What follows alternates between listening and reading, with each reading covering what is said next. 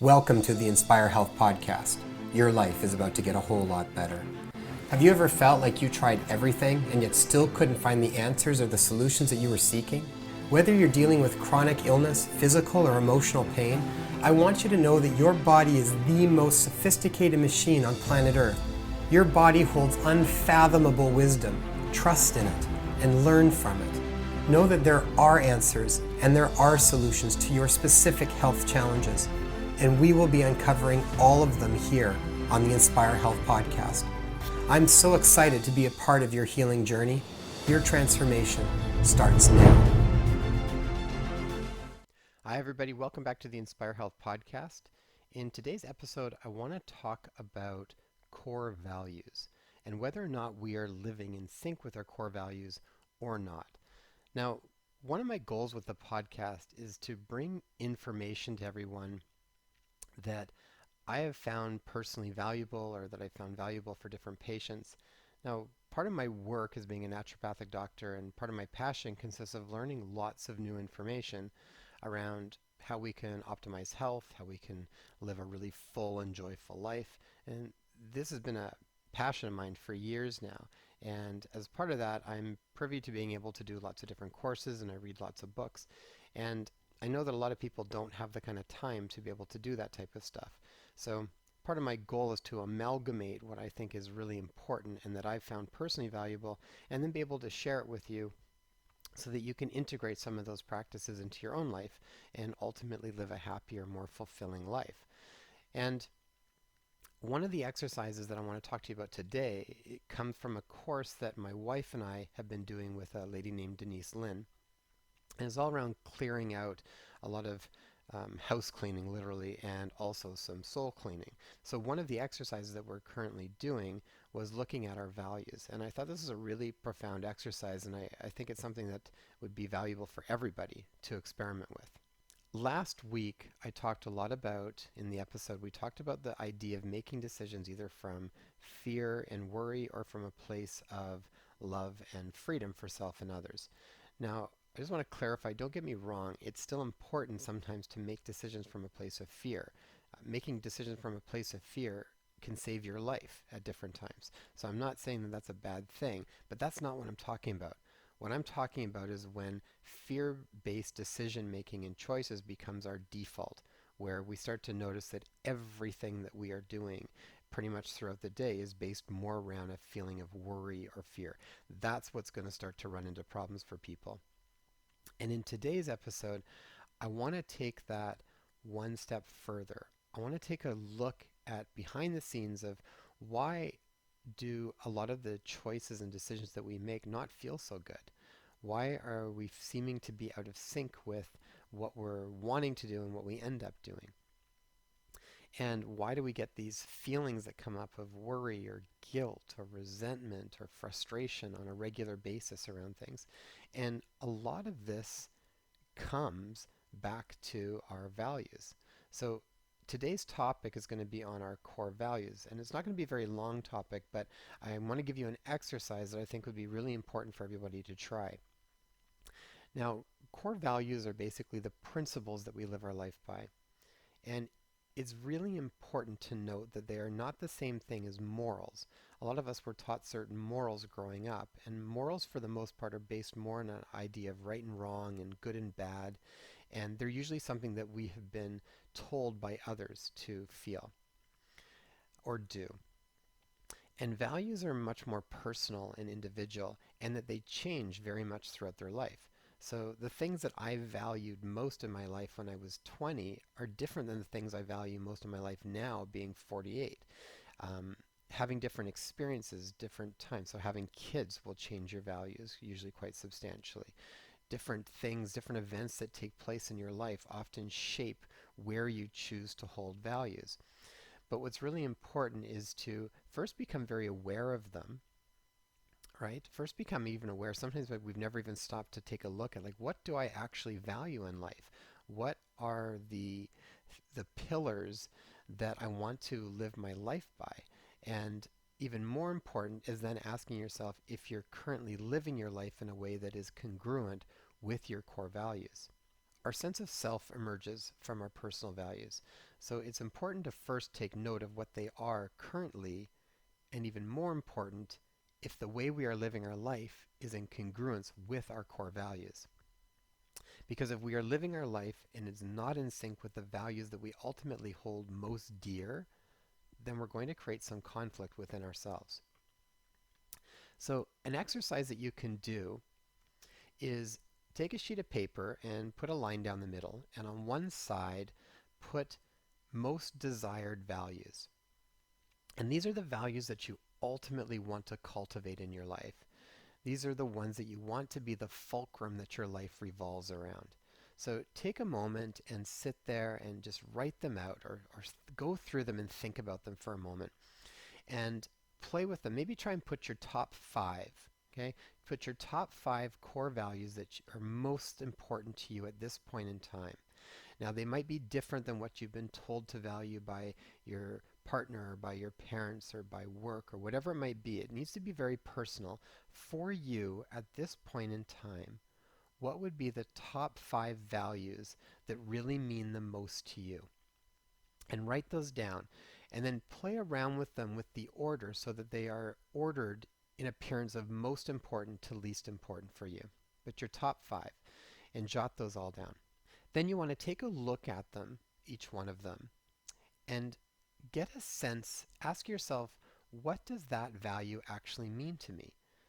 And then what does it look like when I take it from a concept and actually make it an action in my life? What does my life start to look like if I am using that value as the fulcrum for my life? How would it change? What would it look like? What would the ideal look like if I was living from those core values? So say my core value was health. What does my life look like? What decisions do I make? What choices do I make if health is my number one core value?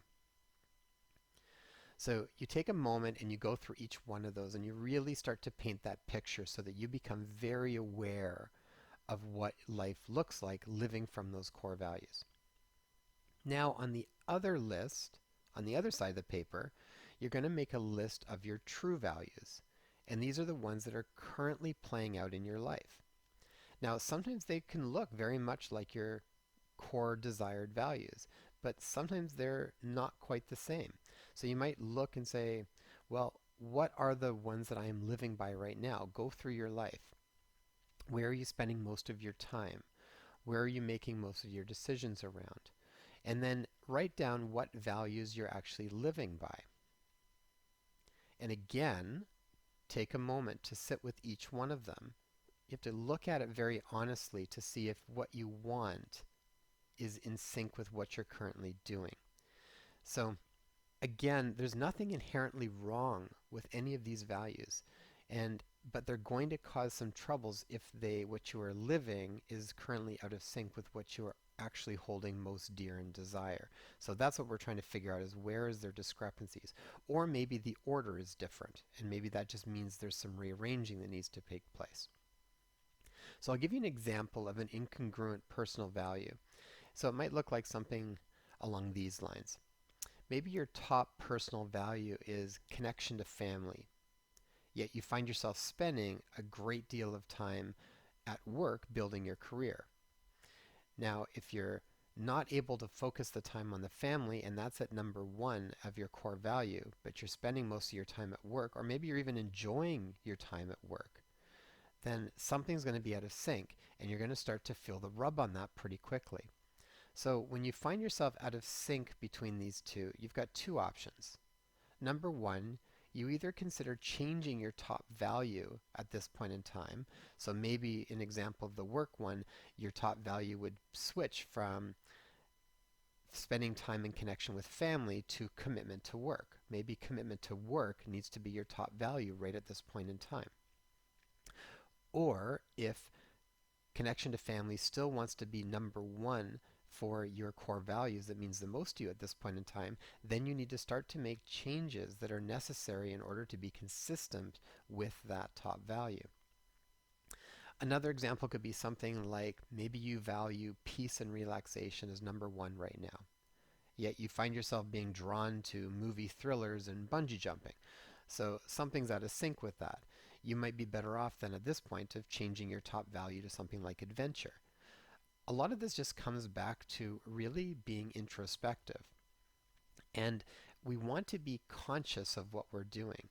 So it's so important right now to be able to live from a more conscious place. And that when we live more consciously, we're able to make better choices. And then we make better decisions for ourselves. And ultimately, when we are making better decisions for ourselves, we start to live a happier and more joyful life. We're not just floating through doing things the status quo. We are jumping into the driver's seat of our life and we are directing where we want it to go. We become more connected to how our actions and our choices actually make us feel inside. And if you've been listening to me for a while, I emphasize a lot about that feeling state. I think it is so important to get back to that internal, visceral feeling state when things happen, that innate feeling of moving in the right direction or not moving in that direction. We have placed so much emphasis on logic and scientific thinking and very brain heavy. We've gotten away from sensation in the body. And I'm not taking away from that. There's a lot of importance around being logical and science and whatnot. But we need to bring back the other part of it, and they need to work synergistically. And we've discounted our feelings most of the time. So my goal for everyone is that we learn to place more value on that feeling inside ourselves when it comes up, and then have the courage to act on it rather than just rationalize it away or disregard it. And most of the time when people get certain feelings inside themselves that they know are important, you know it. You just have this feeling. You can tell that it's something that's important to pay attention to. But sometimes we don't like the direction that it is telling us that we should move in. It's almost like there's a discrepancy between the way the body feels and the way the brain is trying to rationalize something. And I want us to be more aware of those things and see if we can get those both in sync, because when they become in sync, our life starts to move in a very different direction. It's ultimately the feeling that arises that has this really important information that we need to pay attention to. And when we do, it starts to become the compass that continually lets us know if we're moving in the most optimal direction for ourselves.